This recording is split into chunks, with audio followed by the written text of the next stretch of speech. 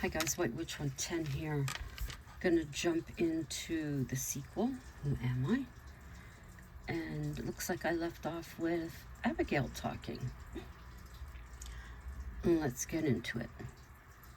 How long have you been searching? He made his way beside her. Too long. I've missed you so much. Nothing is the same without you. The same is why I left. I can't go back. She turned, his handsome face. The love made her heart full. My God, how I've missed you. My life's felt cold. I'm lost. I thought Carl had filled that void. He touched her hand. The spark leapt to a flame. Emotions suppressed were exploding inside her. She ignored the voice inside her head. Abby got up and sat on his lap. She gave him deep kisses, which he returned. I've needed you, Jace declared. I need you. They stared into each other's eyes. I can't stay away from you. Now that I've left you again, now that I've felt you again. Oh, Jace, please stay. Stay with me. I'll start again, but it can't be here. We need a place, and not back at the bay. They were interrupted by a third voice. I wondered whose car that belonged to. It was Carl. That is the shortest relationship I've had. He took a seat by the couple. I can't lie. I wanted a full chance to show you a life with me. Deep down, I knew you'd show up. You could have waited. How did you figure it out? Did Dan tell you? Carl asked. Dan said nothing, though I knew he knew. The look on his face when I approached the subject. Jace began to explain.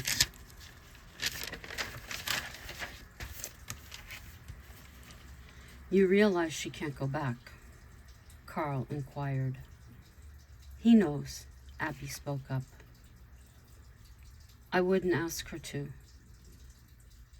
I seen in action the reason why, Jace said. We were all the problem.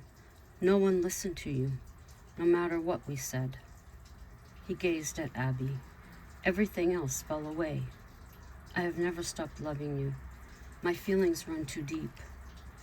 You're the thread that keeps my life together. I need and will prove I can mend it. No one else matters. Believe me. I'll help it mend. She kissed him sweetly. I will prove age no longer is an issue. I truly don't care what others have to say. You are my sole focus. Are you sure, Jace? Carl asked. I don't want her heart broken again. I don't want her in this state again. If I had a chance, I would sweep her off her feet right now. But her feelings for you are too deep. This somewhat reminds me of Scott. No other man could fill that spot until you. That is a feat in itself. Abby, I'm not upset, just disappointed. I finally thought maybe we had that opportunity. I was wrong. I enjoyed our one and only. Guess I joined the rank with Sage now. The situation was surreal. Jace felt overwhelmed. He had tears of his own. I don't care who you've been with. This is all part of your journey. I am the final stop. I'm your home. My arms embrace you to keep you safe and warm. Please. Abigail wiped his tears with her thumb. I have truly never loved someone with my entire life as I do you. Carl wasn't put off by the scene unfolding. He was actually releasing the truth he had spoke. Jace was the only man for her. He was lucky to experience that evening. Abigail, Jace reached into his pocket. Would you honor me? He held the tiny velvet box. By becoming my wife, my endless love. He opened the box. Inside was a 3-carat diamond, hearts inscribed in gold on both sides, with a .50 carat in each heart. Hang on, just had to turn off the cat's water. Inscribed with, okay. Jace, this is gorgeous. I designed it for you, my fiancé. He continued to hold the box. Jace Hatfield, I need to admit, Abigail took a breath. I have to mention Scott. All those years I felt he was the one. I never actually settled in that longest term relationship. I do love him dearly. He's always a special part of my heart. Mr. Hatfield, I only felt settled with you. Even those times when we were apart, you are my home. I will marry you. Carl left, allowing his best friend the privacy. Jace's large fingers delicately removed the ring. Smiling, he slipped it on her left ring finger. I love you. She gave him a hot, deep kiss. There was a peace that went through both their bodies. I never realized what you meant to my life. I can't be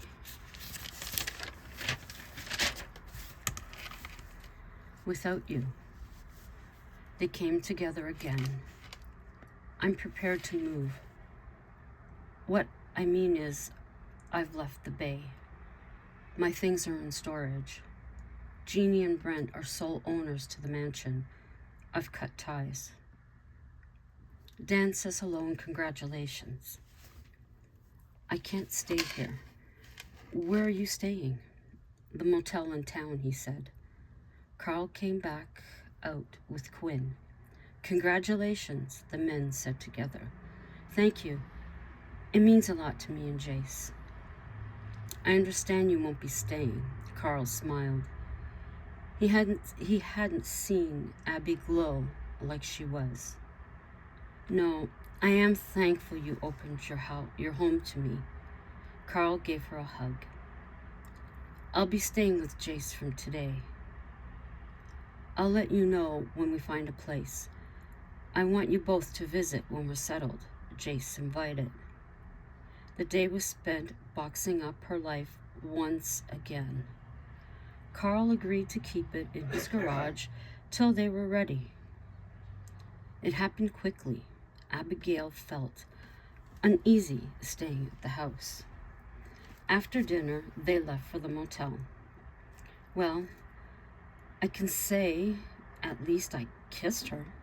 Quinn sat in front of the television. Don't be blabbering. You'll be out just as fast, Carl warned. I don't understand. You had sex with her. You love her, but so easily gave her up. Abigail and me have been best friends for years. I knew she would find a way back to him. Jace is the man for her forever. Another page of her past closed. In his motel room, they spent time just holding each other. Neither wanted to let go. I will never stray, Jace declared. The pain I went through was unbearable. Jace, just hold me all night. I've missed these arms around me. My head against your chest. What size place? He asked. Our house. Nothing too big. A house comfortable for two, she replied. Together, they slept away. In the morning, Abby laid Abby laid on her side, looking at him. He was here. He had taken time to figure it out. She never actually wanted to leave him. Jace was perfect. You going to keep staring? His one eye opened. Right now, yes. You are beautiful. She stroked his face. I'm here to stay. We can start looking for a house today.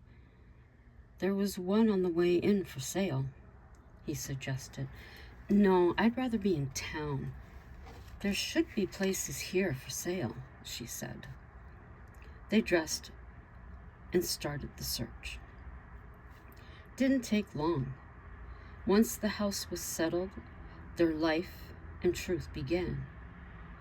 They stood at the lakefront, facing west, standing on a composite deck, silhouetted against a fierce orange sunset, his arms tight against her body, finally alone in paradise. Smell of the water, aroma of fresh earth, the reverberation of leaves stirring in a breeze.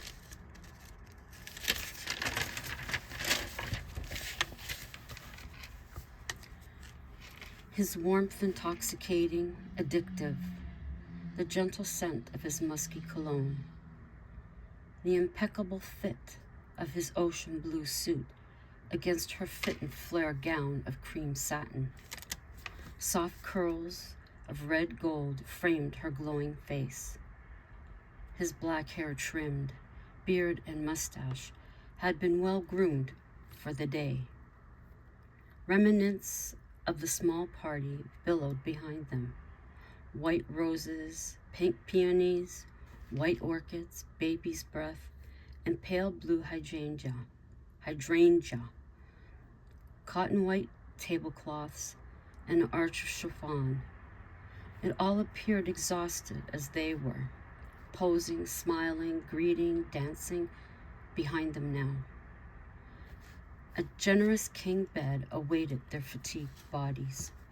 Crisp black Egyptian cotton sheets, luxurious pillows, micro plush blanket, and fluffy thick comforter. Garnet red petals covered the bed. Flameless candles reflected in the dresser mirror. More flickered in the window behind white shears. Elegant long silky nightgown draped at the end of the bed. Mulberry silk pajama bottoms, loose fit, on his side of the bed. Bestowing a tender kiss to the slope of her neck, he spun her round. His smile worth the world to her. Her smile, the sound decision of his life. The flare of the orange sky replaced by sapphire blue, rising to a royal blue. Frost-white stars appeared in the sky, a galaxy of diamonds. The air dramatically cooled. He positioned his jacket upon her slender shoulders, his arm remaining tight around her. Jace guided his bride to their master chamber. The vision took her breath away. The sparkle in her eyes was worth the attention to detail. Her hands rested on his fresh white shirt. He unfastened his waistcoat, then slipped his jacket from her shoulders. He placed them both on the back of a chair. Jay smiled. His hand slid down her fair-skinned arms. He felt serene. He inched closer, affectionately kissing her. Gradually, his nimble fingers unfastened the tiny buttons on the back of her gown. He glided it off her frame. Jace collected the gown, placing it on the same chair. Abigail slipped off her shoes, walking barefoot to the washroom with the silky nightgown.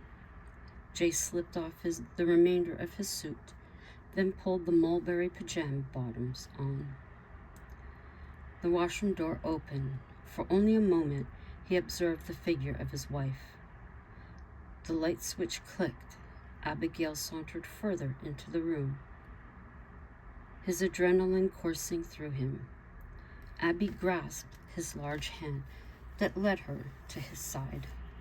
What they shared that evening was intensely affectionate and profoundly personal. Morning sunlight crept through the pines, touching the rich oak master chamber floor. The flameless candles continued to flicker in the light.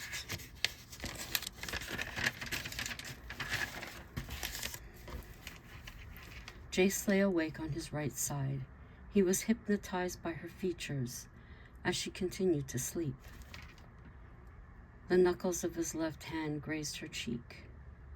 They were naked under the micro-plush blanket and fluffy comforter. There was no pressure to hurry. Jace cleaned up in a soothing shower. He pulled on his sweatpants and white t-shirt from the dresser. Abigail woke later to the aroma of bacon and eggs from their rustic kitchen. She picked out undergarments and comfortable clothes from her dresser. Cleaned and dressed, she joined her husband in the kitchen. Her short arms barely made it around his body. She felt his midsection under the t-shirt. She uttered a small sound of pleasure. His arm brought her to his side while he poured water for their tea. Hungry? Jace asked. Yes, Abby answered, resting her head on the side of his chest. They sat at the wooden table situated at a perfect kitchen window. Beautiful view, Jace said, sipping his green tea. The sun glinting on the water looks like diamonds. Abby, always the romantic. It would be a leisurely day, time to recharge and plan. Laying out on loungers, boating, feeling the spray of water on their faces. Dinner, steak medium rare on the barbecue, potatoes baked in the fire pit. Rich brown gravy simmered above the flame. The aroma of food mixing with sweet fresh air. Dusk descended. They entered their home, food in hand. Jace pulled the large shade of woven fabric and taupe.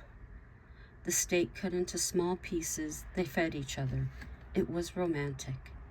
Juicy bits of meat smothered in gravy. Tender potato bite offered on a fork. Tall glasses of water to refresh. Dessert, a slim slice of decadent chocolate cake covered in ganache they shared.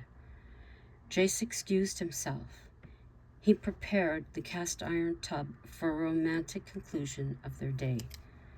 Warm water, fragrant bubbles, flameless candles encircled the room. Emerging from their short hallway, bare-chested, sweatpants hanging on his seductive hips. Babe. He motioned her forward. Abby took to his waist. She felt the warmth of the room. They stripped off and stepped into the tub. She laid back on his chest. Jace's arms rested on the lip of the cast iron. I've never been so relaxed. Abby acknowledged. He agreed. After a time, Jace stepped out, offering a thick terry towel to Abby. He wrapped himself in one as well.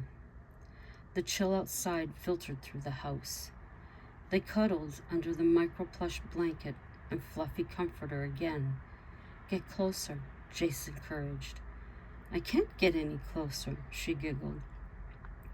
Your warmth is a reassurance.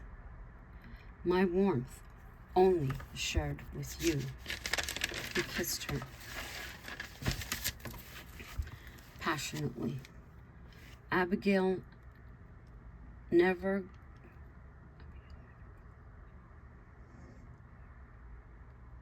I'm not understanding what I wrote.